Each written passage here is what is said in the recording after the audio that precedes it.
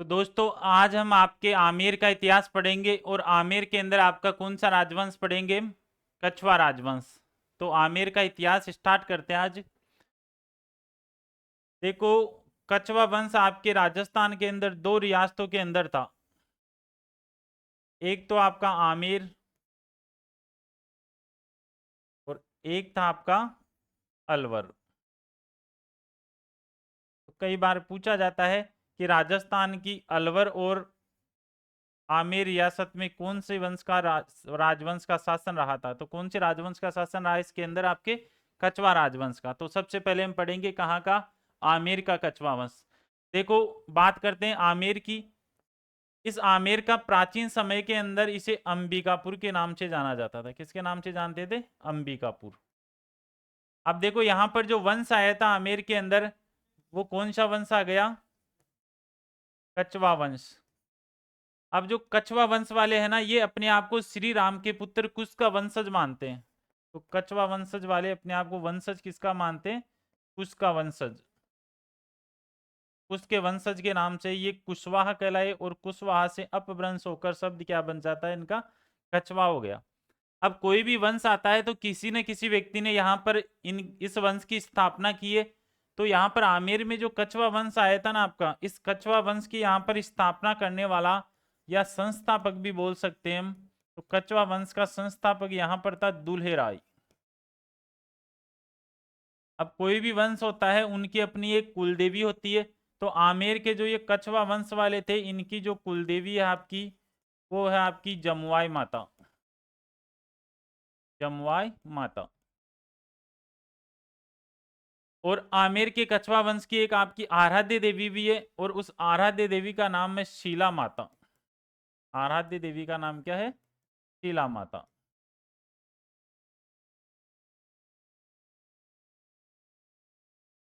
देखो, ये आमेर का कछवा वंश पहले किनका सामंत था?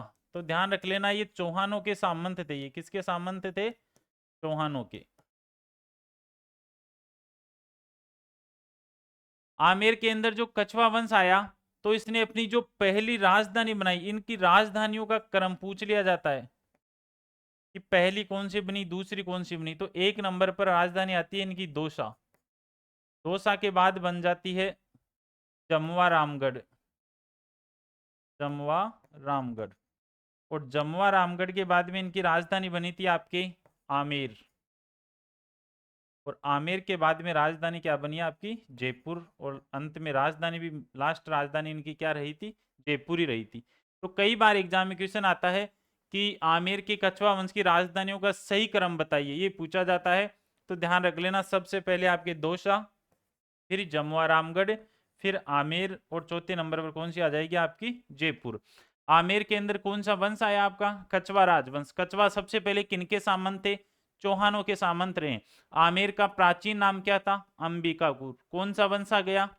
कछवा। कछवा वंश अपने आप को किसका वंशज मानता है? श्री राम के पुत्र कुश का वंशज मानता है। इसीलिए यहाँ के शासकों को रघुवंश तिलक भी कहा जाता है। क्या बोलते हैं? रघुवंश तिलक। ये कई बार एग्जाम में पूछा गया है कि कहाँ के शासकों को रघुवंश तिलक के नाम से भी जाना जाता है। तो भगवान श्री राम के वंशज होने के कारण इन्हें क्या बोलते हैं? रघुवंश तिलक। इनकी राजधानियों का क्रम क्या है? सबसे पहले दौसा, फिर जमुआ रामगढ़, फिर आमेर, और फिर कौन सी बनती है? जयपुर बनती है। आपके कछवा वंश किन रियासतों में रहा है? एक तो आमेर के अंदर और एक किसमें रहा? आपके अलवर रियासत में। आमेर में कछवा वंश की स्थापना करने वाला व्यक्ति कौन था? आपका दुल्हेराय था। इनकी कुलदेवी कौन सी माता है? जमुआई माता है। और यहाँ के आमेर के कछवा वंश की जो आराध्य देवी है, वो कौन सी माता कहलाती है?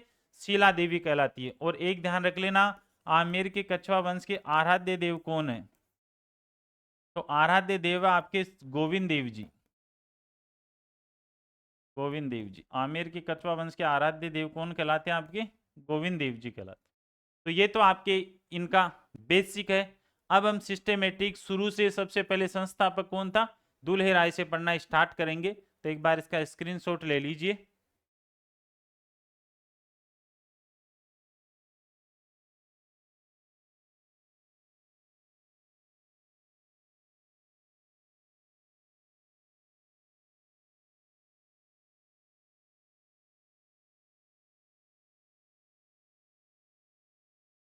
तो अब स्टार्ट करते हैं आपका हम। सबसे पहले आमिर के कछवा वंश में कौन आ जाएगा? दुल्हे राय। दुल्हे राय। तो दुल्हे राय ने आमेर में कछवा वंश की क्या की है? स्थापना की है। तो ये हो जाएगा आमेर में कछवा वंश का संस्थापक। आमेर में कछवा वंश का संस्थापक।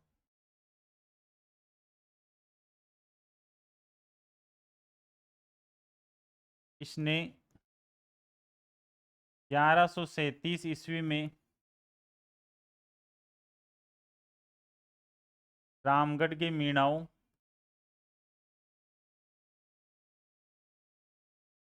1137 ईस्वी में रामगढ़ के मीणाओं व तोसा के बड़गुजरों को हराकर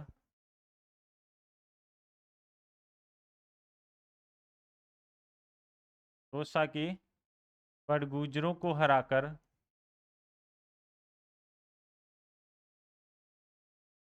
आमेर में कछवा वंश की स्थापना की। कछवा वंश की स्थापना की। स्थापना की।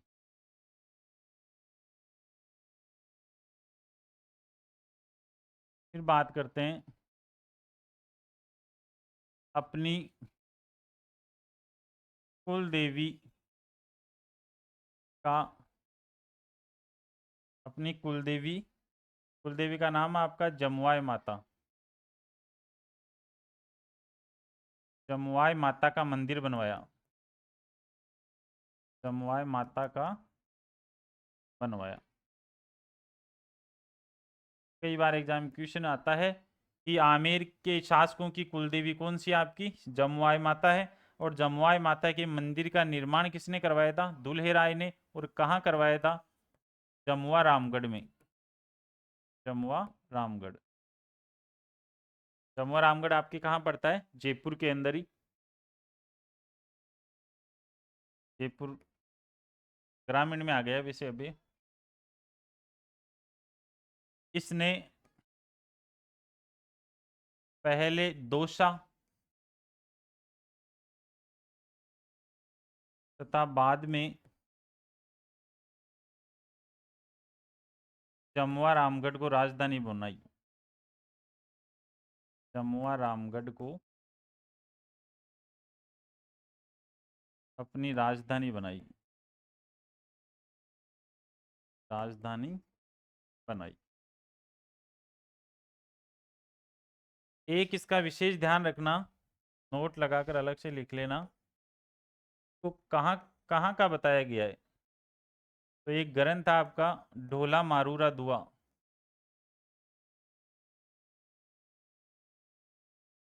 ढोला मारूरा दुहा।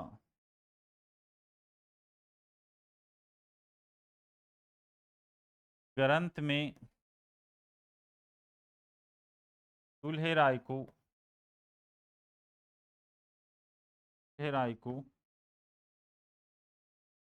नरवर के शासक सोड सिंह का पुत्र बताया है। बताया। तो इसको कहाँ का माना है इन्होंने? नरवर के शासक सोड सिंह का। नरवर के शासक सोड सिंह का पुत्र बताया दुल्हे राय को। किस ग्रंथ के अंदर? डोला मारूरा दोहा में। और ये ग्रंथ किसका है? कवि कलोल का ग्रंथ है ये। यहाँ से भी कई बार एग्जाम्स में पूछ लिया जाता है कि ढोला मारूरा दुआ के ग्रंथ की रचयिता कौन आपके? तो इसका आंसर क्या जाएगा? कवि कलोल जाएगा। तो देखो पहले बात करते हैं दुल्हे राय। सबसे पहले आमेर के इतिहास में कौन आया है? दुल्हे राय आ गया। कौन आ गया? दुल्हे राय। आमेर में कछवा वंश का क्या बोलते हैं? इसे संस्थापक बोलते हैं। इसने 1137 ईस्वी में रामगढ़ के मीणाओं व दोसा के बड़ गुजरों को हराकर आमेर में कछवा वंश की क्या कर दी? इसने स्थापना कर दी। और अपनी कुलदेवी जमुआय माता के मंदिर का क्या करवाया है? निर्माण। कौन से स्थान पर?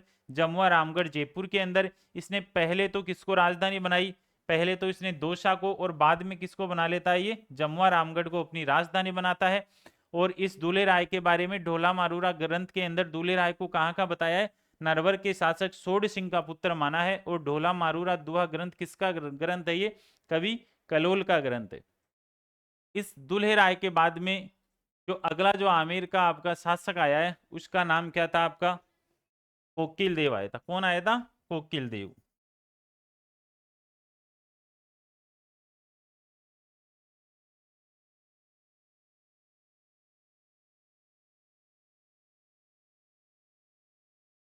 कोकिल देव के बारे में, ये क्या करता है? 1207 में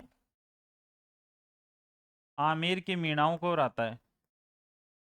आमेर के मीणाओं को हराकर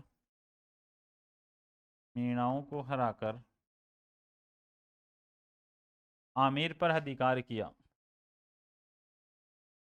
आमेर पर अधिकार किया तथा आमेर को अपनी राजधानी बनाई। तथा आमेर को अपनी राजधानी बनाई।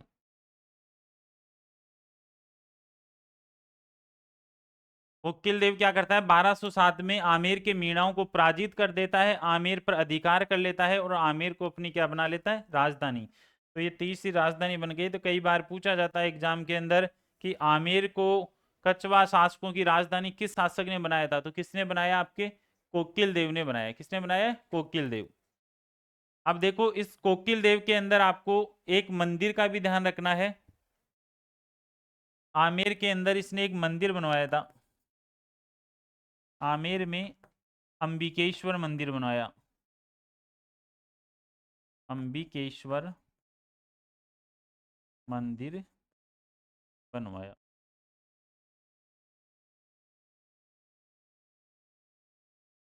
तो कई बार एग्जाम में ये भी पूछ लिया जाता है कि आमेर पर कछवा वंश से पहले किसका शासन था? तो आपको सबको पता है कि मीणाओं को हराया इसने, तो मीणाओं का शासन रहा है। तो आप अलग से लिख भी सकते हो कछवाओं से पूर्व आमेर पर मीणाओं का अधिकार था। मीणाओं का अधिकार था।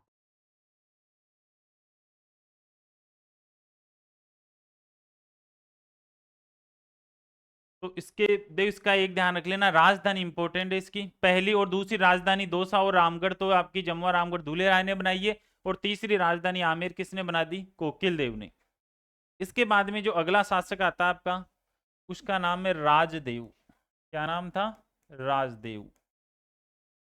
राजदेव में देखो एक ही लाइन आपको याद रखनी है। एक महल बनवाया था आमेर में। आमेर में कदमी महल बनवाया। कदमी महल बनवाया। आमेर में कदमी महल बनवाया। और कदमी महल है, इसी के अंदर बाद में आमेर के जितने भी राजा हुए हैं उनका राज तिलक होता था। यहाँ पर कछवा शासकों का क्या होता था? राज तिलक।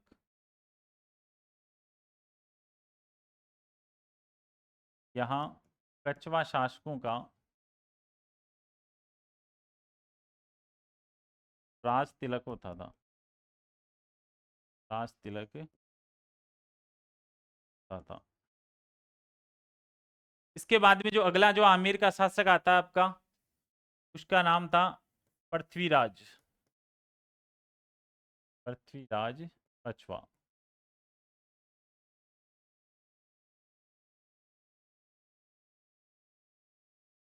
देखो पृथ्वीराज कछवा के बारे में दो तीन बातें बहुत ही इंपॉर्टेंट है।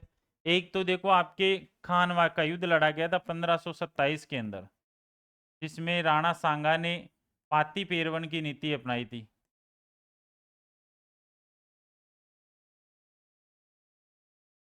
राणा सांगा की सहायता की थी इसने।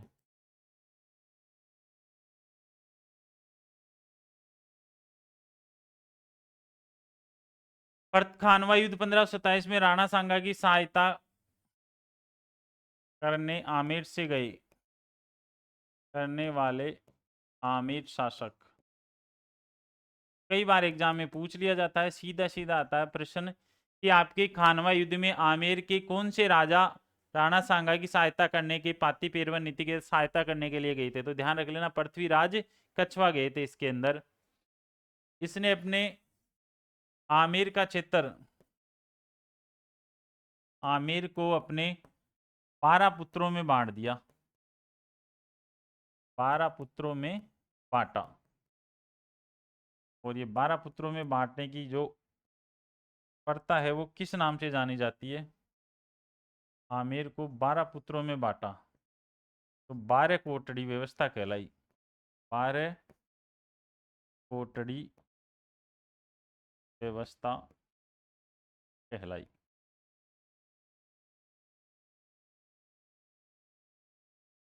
पृथ्वीराज कछवा की जो पत्नी थी, रानी थी, इनका नाम था बालाबाई। बालाबाई, ये बालाबाई कहाँ की राजकुमारी थी? ये बीकानेर की राजकुमारी थी, बीकानेर की। और इस कई बार एग्जाम में जो कला संस्कृति में पूछते हैं, बालाबाई की साल कहाँ पर है? बालाबाई की साल, ध्यान रख लेना, बालाबाई की साल आपकी आमेर के अंदर है।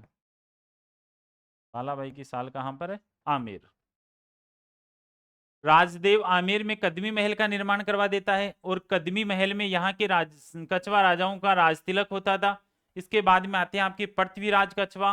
पृथ्वीराज कछवा में आपको ध्यान रखना है, खानवा युद्ध में 1527 में राणा सांगा की सहायता करने के लिए आमेर से कौन गया था? पृथ्वीराज कछवा ही गया था।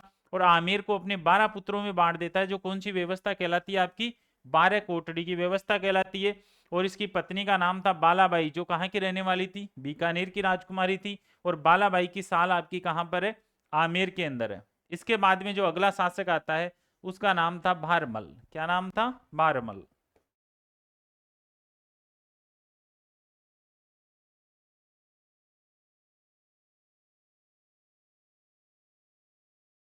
भारमल।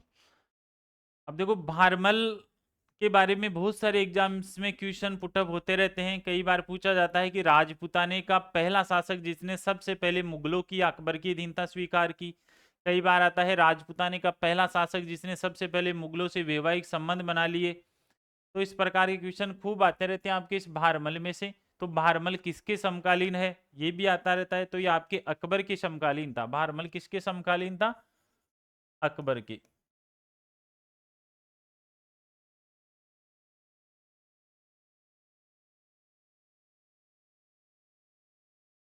समकालीन लिख लेना आपके अकबर। फिर बात करते हैं मनसब। मनसब पद कितना मिला हुआ है इसको? 5000। और किसने दिया था? अकबर ने दिया। बात करते हैं भारमल और अकबर की मुलाकात किसने करवाई थी? मुलाकात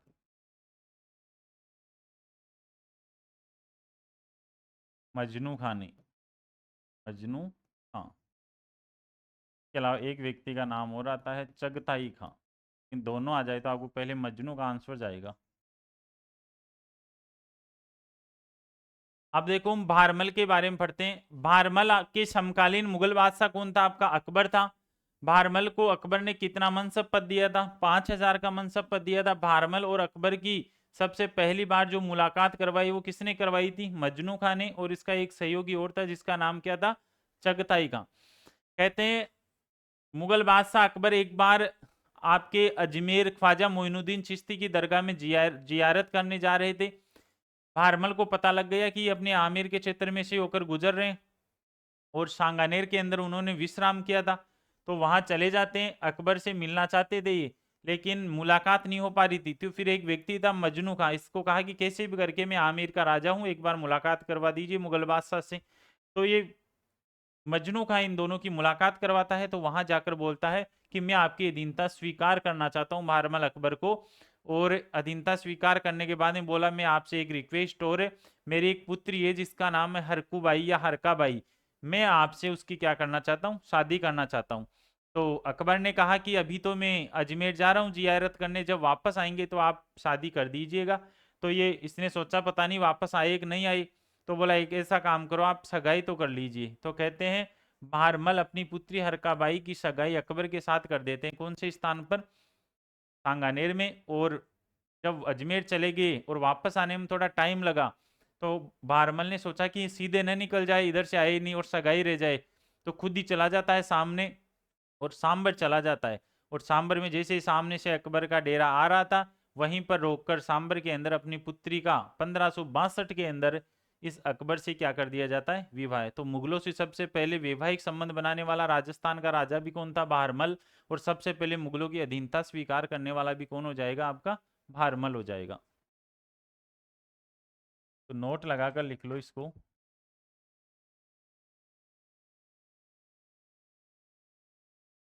मुगलों, या अकबर भी कर सकते हो आप, की अधीनता स्वीकार करने वाला, अधीनता स्वीकार करने वाला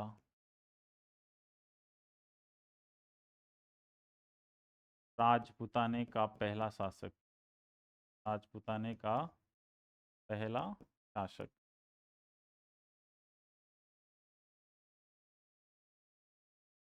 अधीनता स्वीकार करने वाला राजपुताने का पहला शासक। और ये कब की इसने अधीनता स्वीकार? 1562 ईस्वी के अंदर की थी। लिख लो, मुगलों से वैवाहिक संबंध स्थापित करने वाला,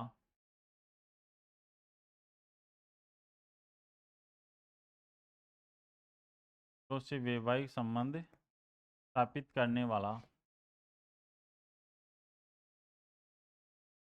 राजपुताने का पहला शासक, राजपुताने का पहला शासक।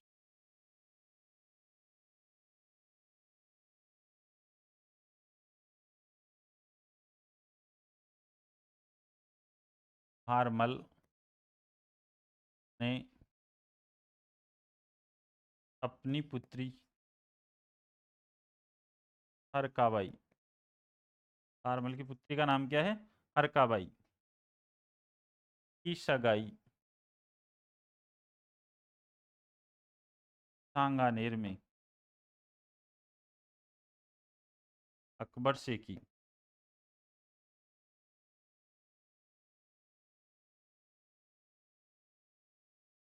तथा विवाह सांभर में किया। कब किया? ये भी 1562 ईस्वी।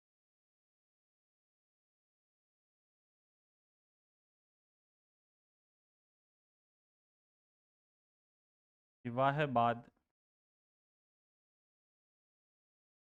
मुगल हरम में हरकाबाई। देखो, राजस्थान की या राजपुतानी की राजकुमारियों का अगर मुगलों से विवाह हो जाता था, तो मुगल दरबार में यानी मुगल हरम में जाते ही उनका नाम भी मुगलों जैसा ही रख दिया जाता था। तो इस हरकाबाई का नाम बदलकर क्या रख दिया गया था? ये क्वेश्चन आता रहता है एग्जाम में। तो विवाह के बाद मुगल हरम में हरकाबाई का नाम मरियम उज्जमयानी रखा गया। मरियम उज्जमयानी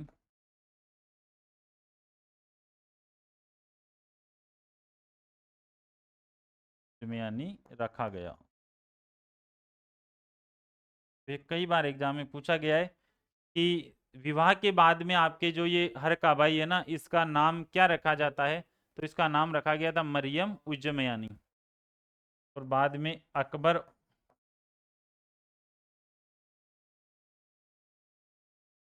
व हरकाबाई के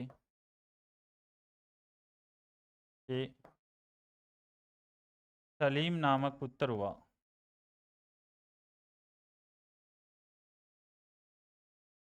पुत्र हुआ सलीम।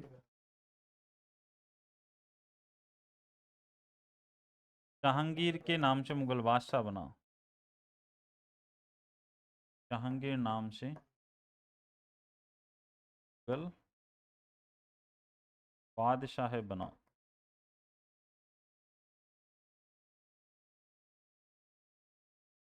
तो आपके भारमल के अंदर देखो, भारमल में से बहुत सारे एग्जाम में क्वेश्चन पूछे भी जाते हैं, आपके सीधे सीधे प्रश्न आ जाते हैं यहाँ से।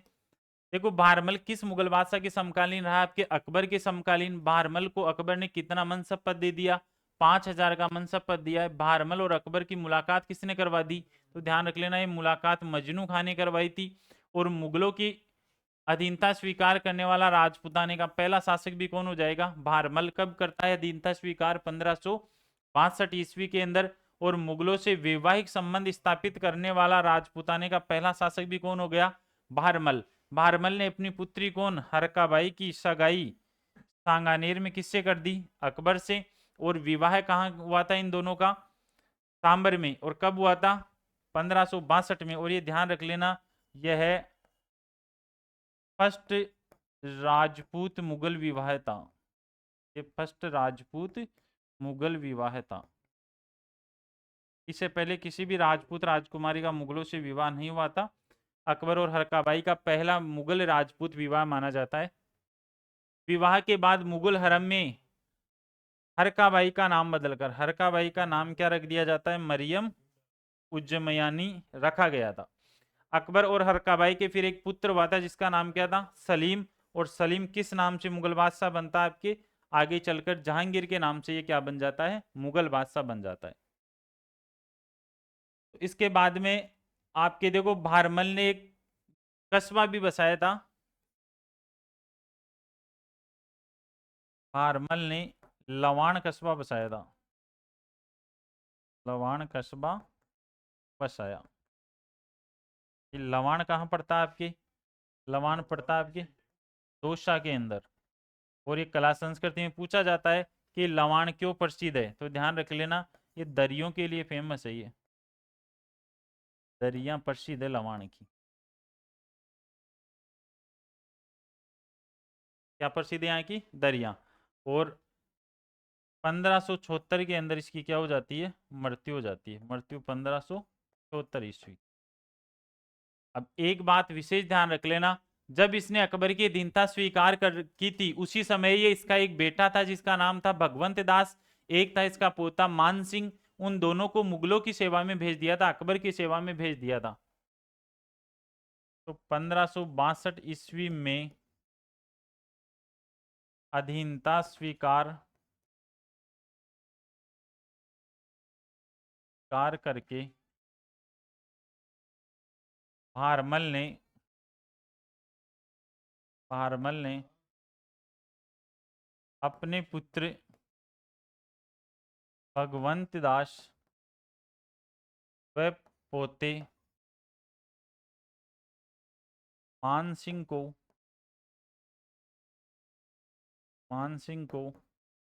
अकबर की सेवा में भेजा। अकबर की सेवा में भेजा। मान सिंह उस समय 12 साल का ही था, छोटा ही पोता इसका। तो ये मुगलों की दीनता स्वीकार करके अपने बेटे भगवंत और पोते मान सिंह को किसकी सेवा में भेज देता है? अकबर की सेवा में।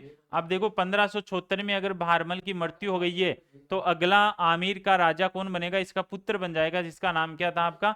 भगवंत दास बनेगा। कौन बनेगा? भगवंत दास। तो इसका स्क्रीनशॉट ले लीजिए आप।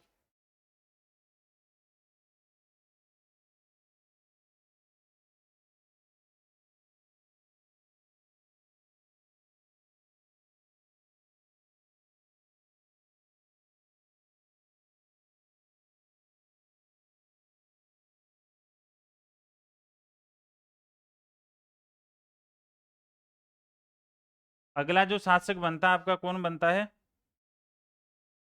भगवंत दास बन जाता है।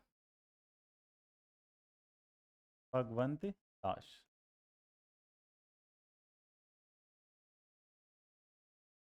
तो बात करते हैं मनसब की। मनसब पद को 5,000 का मनसब पद मिला था इसे भी। और किसने दिया था? अकबर ने। और कब दिया था? 1585-86 के अंदर। 1585 या 86 में मुगलों की सेवा में रह रहा था तो मुगलों के अलग अलग अभियानों पर भी भेजा गया था इसको। 1568 में अकबर ने से चित्तौड़ अभियान पर भेजा। चित्तौड़ अभियान पर भेजा।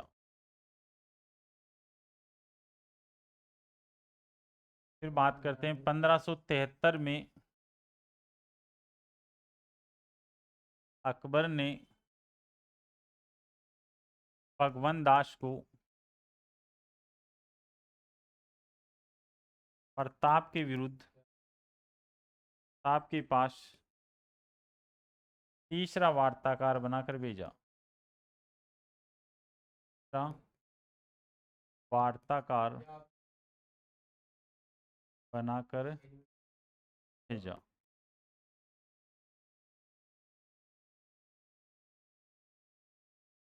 अकबर ने भगवंत दास को पंजाब का सूबेदार भी बनाया। अकबर ने भगवंत दास को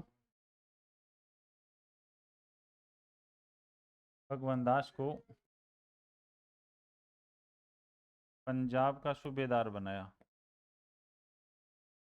आपका सूबेदार बनाया। अब देखो भगवंत दास भी अकबर की सेवा में ही था। अकबर इसे कितना मनसब पद दे देता है? आपके 5000 का मनसब पद देता है। कितना देता है? 5000 का। और कब देता है? 1585-86 में। 1568 के अंदर जब अकबर चित्तौड़ पर आक्रमण करता है, उदय सिंह पर, महाराणा उदय सिंह पर, उस समय उस अभियान के ऊपर किसको साथ भेजा था? इसने भगवंत दास को भेजा था। 1573 के अंदर देखो, उदय सिंह मेवाड़ के महाराणा का पुत्र था, महाराणा प्रताप। महाराणा प्रताप को अपनी अधीनता स्वीकार करने के लिए 4 वार्ताकार भेजे थे अकबर ने। पहले नंबर पर जलाल खां कोटची, दूसरे पर मान सिंह, तीसरे पर भगवंत दास, चौथे पर कौन गया था? टोडरमल। तो यहां से कई बार एग्जाम में क्वेश्चन आता है। तो 1573 में अकबर ने भगवंत दास को प्रताप के विरुद्ध तीसरा वार्ताकार बनाकर भेजा था। लेकिन वार्ताएं कैसी रही थी आपकी? ये असफल रही थी। और अकबर ने भगवंत दास को कहाँ का सूबेदार बनाया? आपका पंजाब का क्या बनाया? सूबेदार भी बनाया। अब इस भगवंत दास की एक लड़की थी जिसका नाम था मानबाई, और उस मानबाई का विवाह भी इस भगवंत दास ने इस अकबर के पुत्र किसके साथ कर दिया? जहांगीर के साथ कर दिया। और जहांगीर का ही दूसरा नाम क्या था आपका? इसमें सलीम था। तो ये भी अपने पिता की तरह ही अपनी पुत्री का विवाह किसके साथ कर देता है? जहांगीर के साथ करता है। तो ध्यान रख लेना, इसने अपनी पुत्री मानबाई का विवाह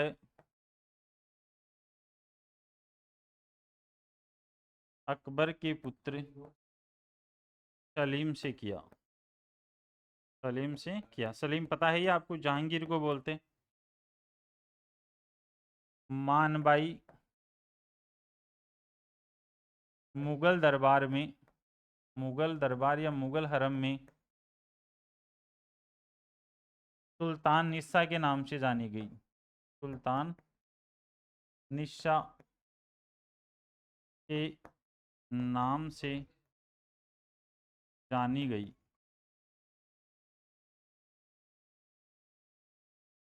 मानबाई प्लस जहांगीर बराबर पुत्र खुसरो। उनके एक पुत्र हुआ था जिसका नाम क्या था? खुसरो था। 1589 में लाहौर में भगवंत दास की मृत्यु हो गई।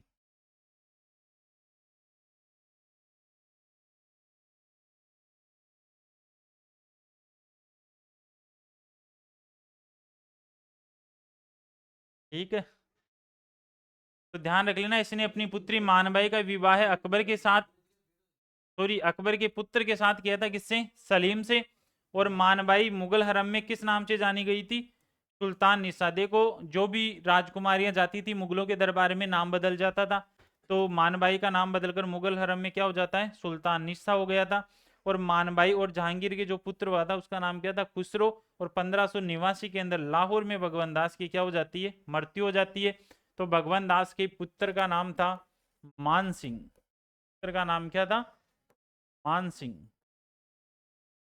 आगे मान सिंह जयपुर के इतिहास में और आएगा, तो इसके लिए इसके आगे क्या लग जाता है आपके, फर्स्ट लग जाता है। तो भगवान दास की मृत्यु के बाद में जो आमेर का अगला शासक बना था वो कौन बना था, मान सिंह बना था। तो नेक्स्ट क्लास में हम पढ़ेंगे आपका मान सिंह।